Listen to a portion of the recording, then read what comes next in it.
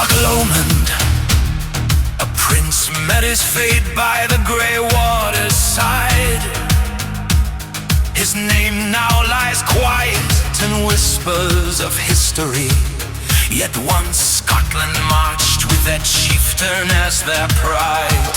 Before Andrew's cross flew above Highland glens, before Rome cast its shadow on Alba's old stones, there walked through the mountains and wild northern winds a saint with a bow and a warrior's bones. Cry the people, kiss on, let the battle horn sound. From the hills of old Alba, let his name shake the ground. Cry the people, kiss on, let the banners fly high for the prince of Loch Lomond, who would never bow his eyes.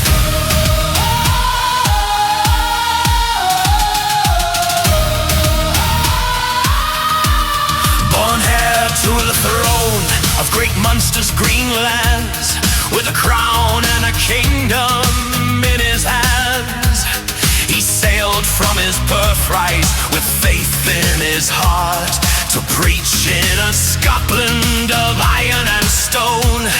He dwelt on an island where oak shadows fall in Stubbernack, rising from Lomond's cold tide.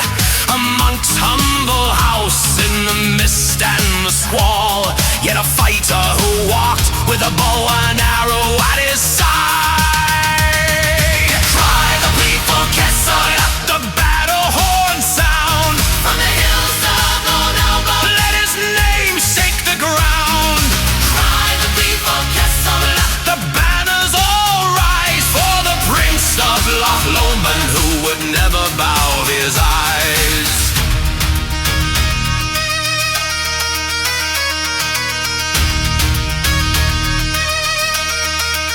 The clans of Scotland would roar out his name, their war cry like thunder through glen and sky. Hear the plea for St. Kessog, they shouted in flame. A sword crashed like storms upon shield walls of men. Even Bruce in his trials sought shelter and grace in the lambs where the saint once had walked long before. He granted the church in Fairloss a safe place, a wide sacred boundary on Lomond shore. Cry the people, Kessel, let the battle horn sound.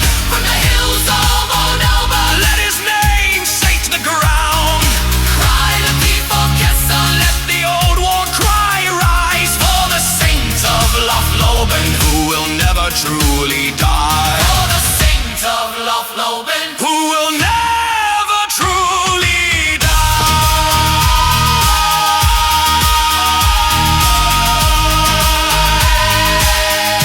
For the saint of Loch Lomond, who will never truly